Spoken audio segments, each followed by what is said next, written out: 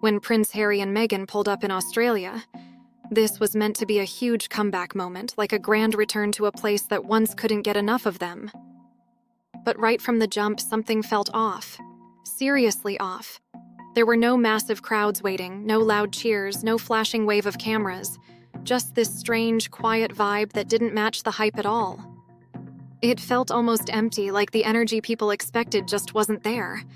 Instead, they showed up low-key, almost like they were trying not to be noticed. They skipped the usual photo ops completely and moved fast in a tight convoy. Well, this is very much a non-royal royal tour. They are, of course, still to be named the Duke and Duchess of Sussex. However, it certainly doesn't have the same amount of pomp and ceremony that we saw when they last visited Australia in 2018. No stops, no real engagement, no moments with the press. Everything came off super controlled. Like every single move had been mapped out down to the exact second. No room for anything real or spontaneous. Back then, they were everywhere. Why did you think you'd stop on your walk today? Well, we're actually just on a quick lunchtime walk. We work around the corner, saw the crowd gathered, asked your video guy what's going on, and it's only so often that you stumble across elite ginger. Newly married, full of momentum, seen as the modern face of the monarchy, Australia couldn't get enough of them. Crowds packed the streets, people shouting their names, cameras flashing non-stop. It was pure hype, pure obsession. But now, the atmosphere feels totally different, more cautious, almost like that excitement has faded away completely. This isn't just another visit. It's happening after everything. After stepping away from royal duties in 2020, after the interviews, the fallout, the controversy, and the push to rebuild themselves as independent figures. And that's where the tension really starts to rise. What exactly are they now? On the surface, it all looks familiar. Charity visits, hospital stops, meeting community groups, just like the royal days. But this time, there's one big twist. This isn't an official tour, and it's not backed by the palace. That alone changes the tone in a major way. And then there's something else attached. A price tag. If you want to see Harry, it's $2,000 for a seat. If you want to watch him online, it's about $500. If you go along to this ridiculously named wellness retreat, it's called Her Best Life Retreat with Meghan. It's going to cost you $3,000. I mean, I know what Australians think of it, but how's it going down with the punters in the UK? That detail shifts everything instantly. The whole vibe changes the second people clock that. Then came the moment that made people stop and really look. Their first stop at a hospital in Melbourne, you'd expect noise, excitement, at least some kind of buzz. But it just wasn't there. The crowd didn't erupt, no wave of cheers followed. Just this strange, heavy silence hanging in the air. A few soft, high voices came through, but that was it. I spoke with quite a few of the passengers who came out into the arrivals area here at Melbourne Airport, and they said that they were really quite gobsmacked to have the Duke and Duchess on board their flight. This is what some of them had to say. No chance, no energy, just hesitation, and it landed hard. In that moment, something clearly shifted. The way people were seeing them had changed. This wasn't 2018, not even close. Suddenly, it's not just about what they're doing, it's about why they're doing it at all. Much more downgraded way of getting here. They arrived here just after 6:30 on a commercial jet. I've never seen anybody look so refreshed getting off a flight from the US. He looked great. Okay. Prince Harry, yeah. What about Meghan? I didn't see her. Critics are already raising eyebrows, asking straight-up questions. Is this still genuine service? Or is it slowly turning into something else? Is this really about helping people or building a business-driven image? That debate is getting louder with every new detail that comes out. This time, there was no dramatic entrance, no big rollout moment. Instead, they flew commercial, business class on a Qantas flight from Los Angeles to Melbourne. Other people who were saying that they really respected the fact that they weren't obviously burning extra emissions by taking a private jet, and they were showing that they were one of the people. Some of the other passengers said that they were chatting to them about their kids and what they were going to be doing here, and they described them as being incredibly pleasant and very polite. On the surface, it looked simple, even intentional. Some passengers actually praised the move, especially choosing not to fly private. It came across more grounded, more relatable. But not everyone saw it that way. For others, even flying commercial felt strategic, like a calculated move to shape perception. At the same time, reports started popping up about events linked to the visit costing thousands just to attend.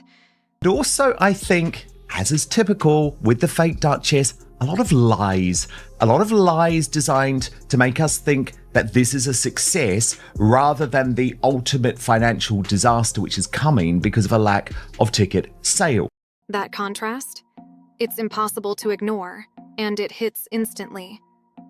And that's exactly why opinions are splitting so sharply. Some people were genuinely excited to see them on the flight. Passengers talked about friendly conversations and how unexpectedly casual everything felt. It'll run to hundreds of thousands of dollars to look after them over these 4 days. Inside the hospital, the whole atmosphere softened instantly. Children gathered around, and for a brief moment, everything felt warm again, almost familiar. The interactions came across as real, too. Meghan spent time with patients, showing care and attention, while Harry shook hands and spoke naturally. Those moments felt simple, human, and genuine. But step outside those walls, and the tone shifts fast. Because while those emotional scenes were playing out inside, and as the couple touch down in one of the most beautiful countries in the world, they arrive in a land where they're not wanted, where there is a petition to prevent their visit.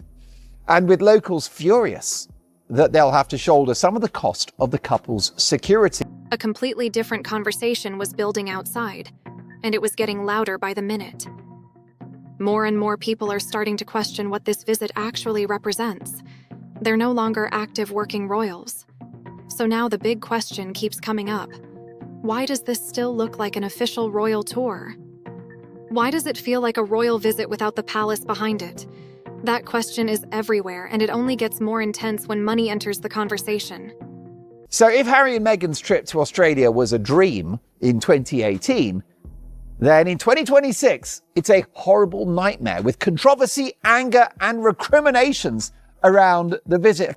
Even though the trip is described as privately funded, reports suggest that some local security costs may still involve public resources.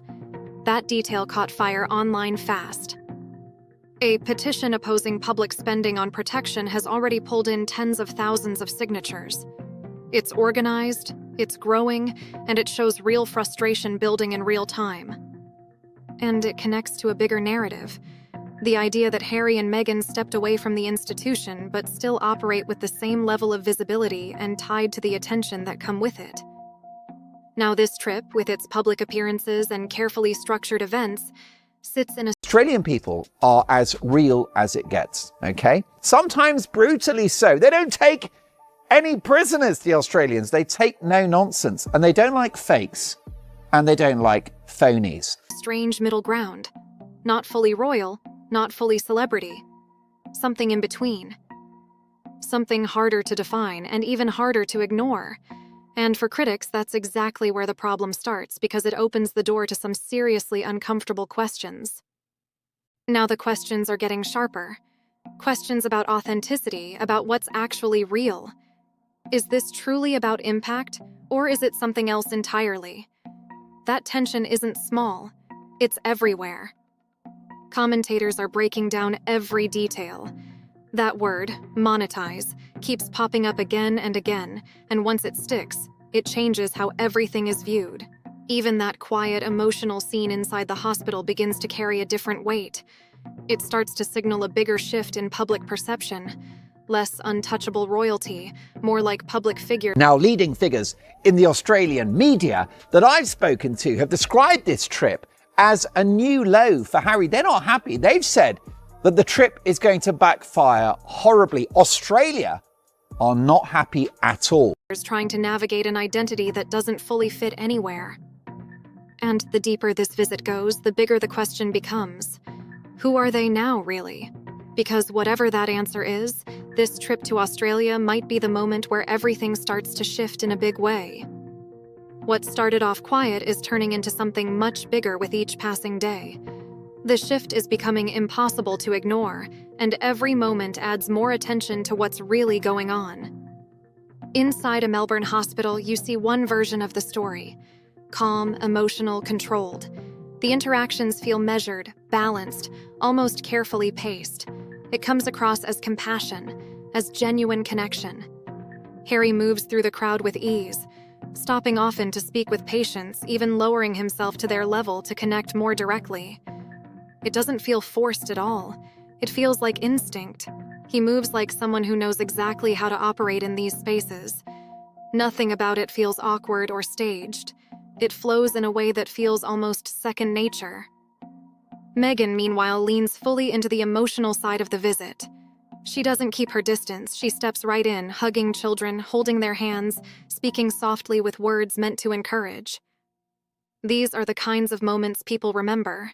Simple, human, and not easy to brush off. But as the visit continues, separating those genuine moments from the bigger picture gets harder. Subscribe to America Dispatch and tell me what you think in the comments. Part 2, coming soon.